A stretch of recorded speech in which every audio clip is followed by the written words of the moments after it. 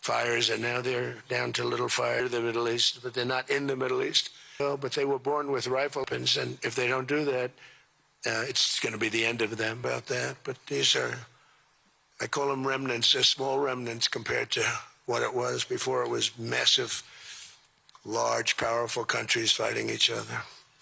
In another great victory for the ultimate goal of peace in June, we obliterated Iran's nuclear enrichment capacity with Operation, we call it Operation Midnight Hammer. It was midnight, it was dark, no moon, and every single one of those bombs from the B-2 bombers hit the air shafts and went deep into the earth and totally obliterated everything that they were doing. They were 2 months away from having a nuclear weapon. Can't let that happen.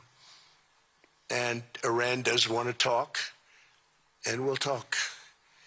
We've also hit ISIS in Syria, and very strongly, as you know. In my first administration, I took out al-Baghdadi, the founder of ISIS, and he was trying to start it up again because due to the tremendous talent of General Raisin Kane, as I call him, he wiped out ISIS in a period of 3 weeks in my first term. You know, we had a great first term, but the second term is, I think, blowing it away, actually. But we took out ISIS, and we had, it was gone, but during the Biden administration, it formed again a little bit.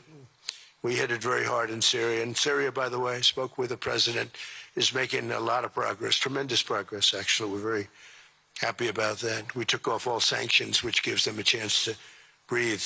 And he is working very, very hard, and I think he's going to put it all together. So many things are happening, many good things. Threats to Europe and America, the Middle East, and other places are really calming down.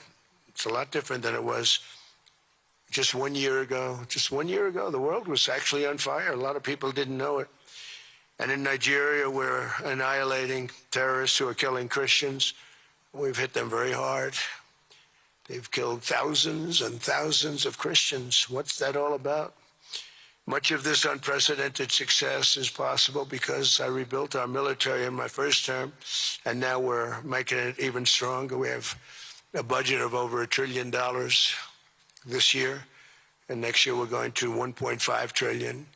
Our country's never done better economically. We're taking in numbers that we've never taken in, not only the fact that I think you're going to see some.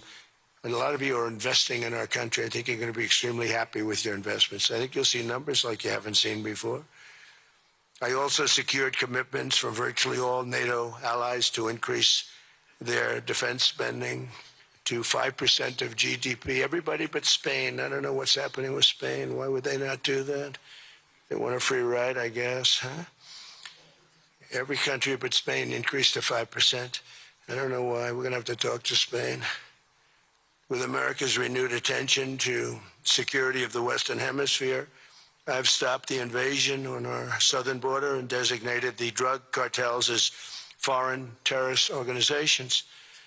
And you probably saw that we've virtually stopped almost 100% all drugs coming in by water. And now we're going to stop them on land. The land is easy. The water is tough. But that's down now. I heard it just last night. It was 97, now it's 98.1%. And we're trying to figure out who are the 2% that are willing to get onto those boats. I don't think they watch television or the news. But we've taken out almost 100% of all of the drugs coming into the United States by water.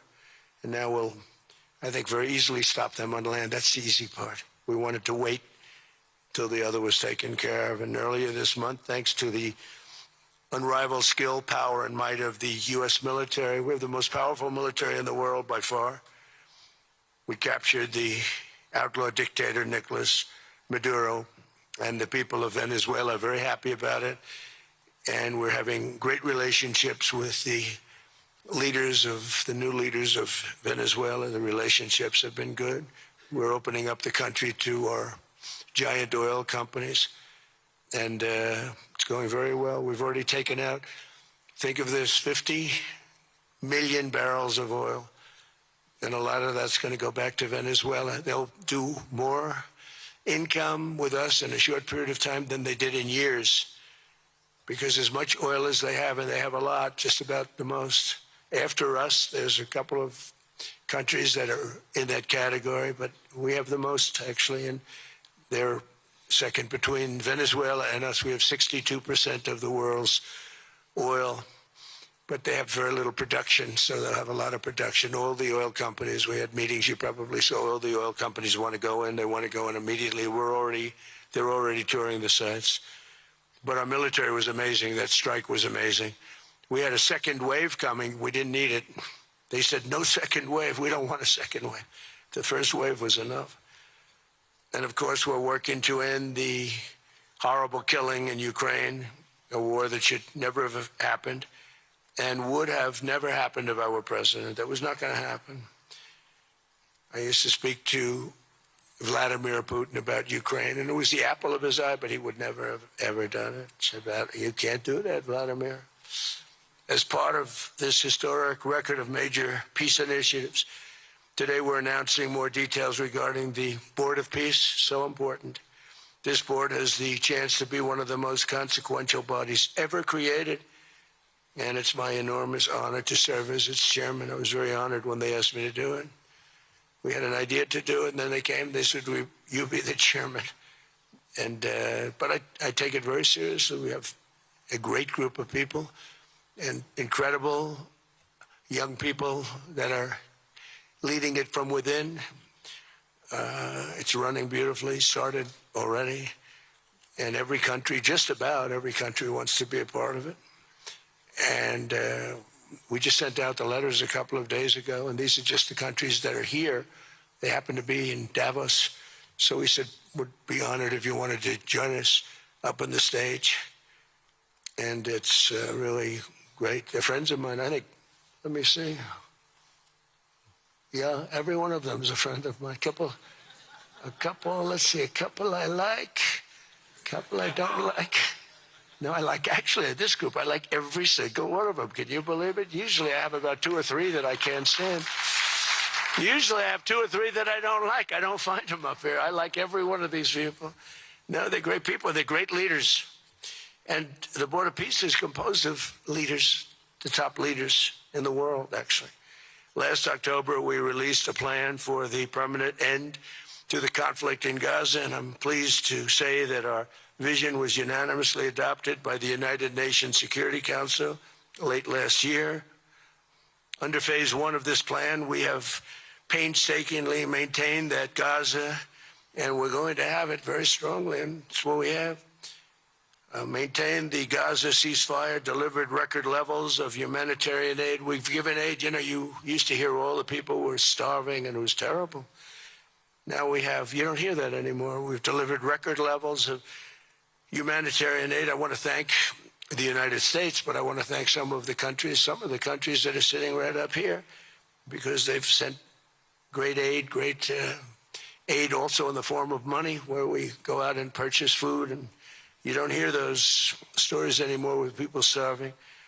And secured the release of all 20, we secured the release of all 20 living hostages. Now, I want to thank Steve Witkoff and Jared and everybody for working so hard. They worked so hard, but there were 20 remaining living hostages. Now, we got hundreds out, but the last 20, I said, boy, that's going to be a tough one. I said that a year before, and it was a tough one, but we got them. Got all 20, every one of them. And we had also about 28 that were dead, but the parents wanted them just as though they were living, just as much. Some cases, it almost seemed more. It was amazing, actually, the love. But their boy had been killed in just about all cases, young men. Their boy had been killed, and they wanted the body of their boy, and it looked like it couldn't be done. And with the exception of one, and we're close on the track of that, we've got them all, every single one of them, which is amazing. It's a rough job. That was a rough job. And I've been very clear that Hamas must return that last remaining deceased hostage as well, and that will be the full commitment and then we get on to other things. And we're committed to ensuring Gaza is demilitarized, properly governed, and beautifully rebuilt. It's going to be a great plan, and that's where the Board of Peace really started. And I think we can spread out to other things as we succeed with Gaza. We're going to be very successful in Gaza. It's going to be a great thing to watch, and we can do other things. We can do numerous other things. Once this board is completely formed, we can do pretty much whatever we want to do, and we'll do it in conjunction with the United Nations. You know, I've always said the United Nations has got tremendous potential, has not used it, but there's tremendous potential in the United Nations, and you have some great people at the United Nations, but so far it hasn't. You know, on the 8 wars that I ended, I never spoke to the United Nations about any of them. And you would think that I should have. You would think they could have done those 8 wars, but they couldn't have. And they tried, I guess, in some of them, but they didn't try hard enough. But there's tremendous potential with the United Nations. And I think the combination of the Board of Peace with the kind of people we have here, coupled with the United Nations, can be, you know, something very, very unique for the world. It's for the world. This isn't United States. This is for the world. As everyone can see today, the first steps toward a brighter day for the Middle East and a much safer future for the world are unfolding right before your very eyes. Together we are in a position to have an incredible chance. I don't even call it a chance. I think it's going to happen. To end decades of suffering, stop generations of hatred and bloodshed, and forge a beautiful, everlasting, and glorious peace for that region and for the whole region of the world, because I'm calling the world a region. The world is a region.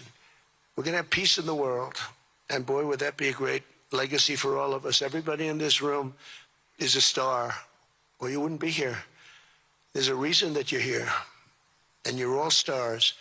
You're the biggest people, the most important people in the world, most powerful people in the world. And when you use that genius that you have, that very unusual, very inspired genius, when you use that for peace, the opposite of peace has no chance. So I just want to say it's tremendous to be with you, and I think this is something that we're doing that's very important. This is the most important. I was so looking forward to being here, and yesterday was a tremendous success. A lot of good things happened, but this was something that I really wanted to be here and do, and I could think of no better place because so many people were together. And now to bring the Board of Peace into full force, I ask Sheikh Isa of Bahrain and Foreign Minister Rida of Morocco to join me in signing and ratifying the Board of Peace Charter. Thank you very much, everybody. Appreciate it. Thank you. Thank you.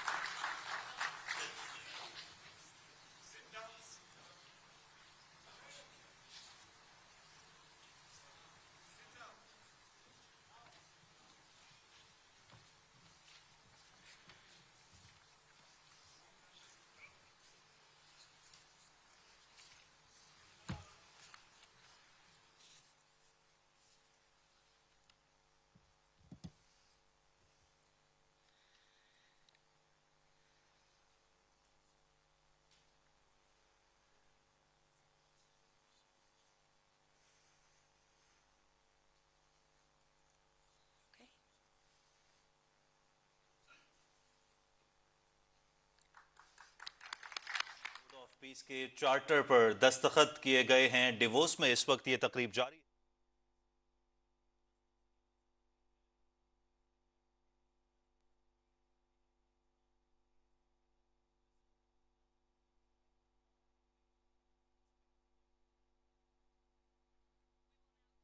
The signing ceremonies, beginning with the President of Argentina and the Prime Minister of Armenia.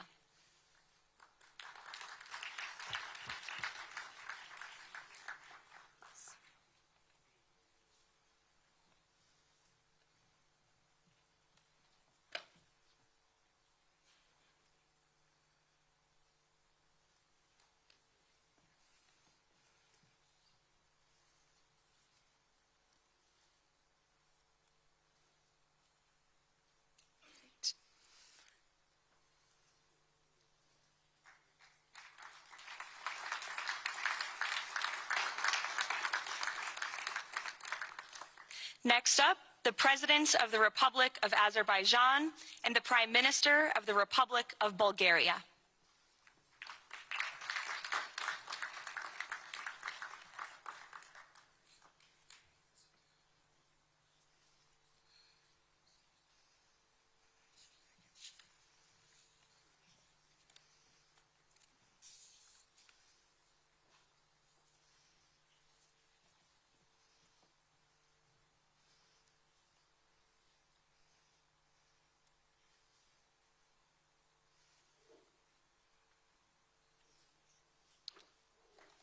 Thank you. Next, the Prime Minister of Hungary and the President of the Republic of Indonesia.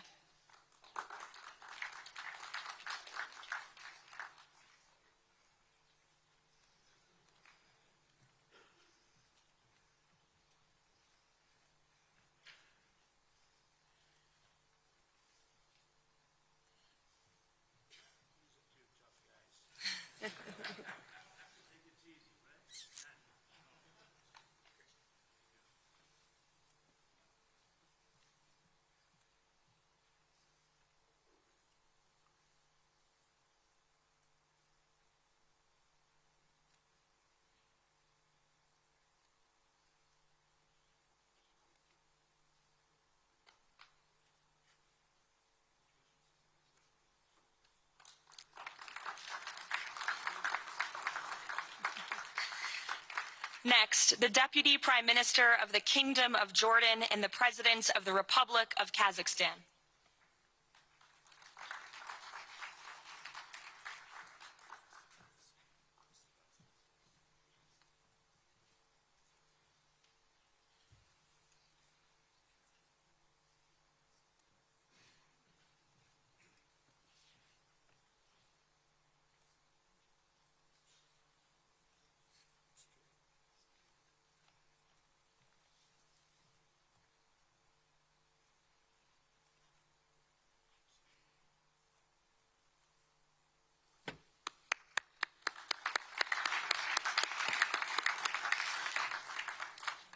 Next, the President of the Republic of Kosovo and the Prime Minister of the Islamic Republic of Pakistan.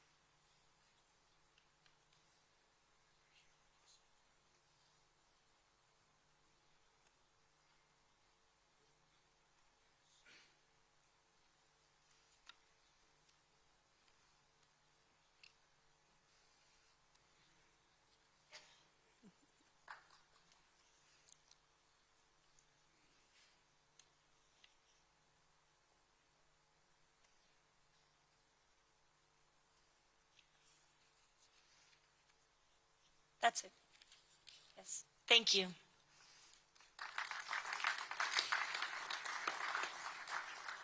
Next, the President of the Republic of Paraguay and the Prime Minister of the State of Qatar.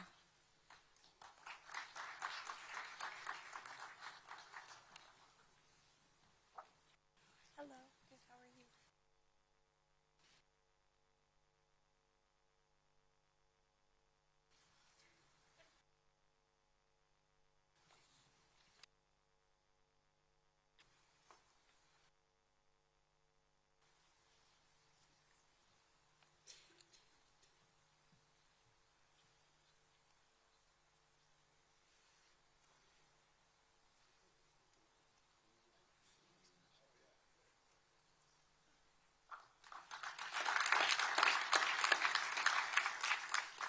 Next, the Minister of Foreign Affairs of the Kingdom of Saudi Arabia and the Minister of Foreign Affairs of the Republic of Turkey.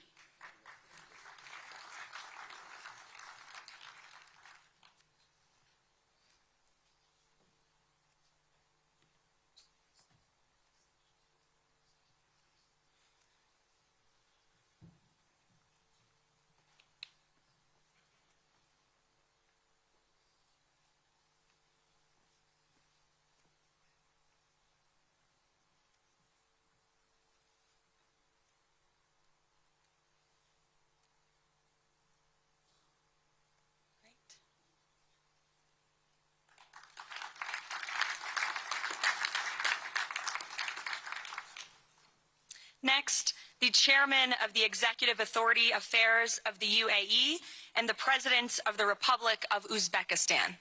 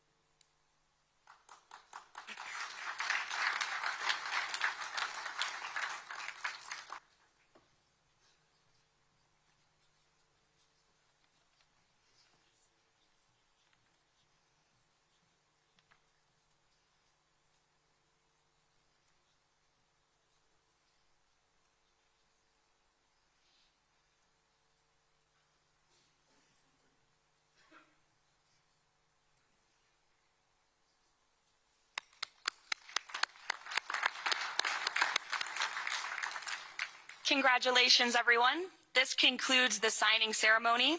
If President Trump and all of the Board of Peace members could please join the President around the table.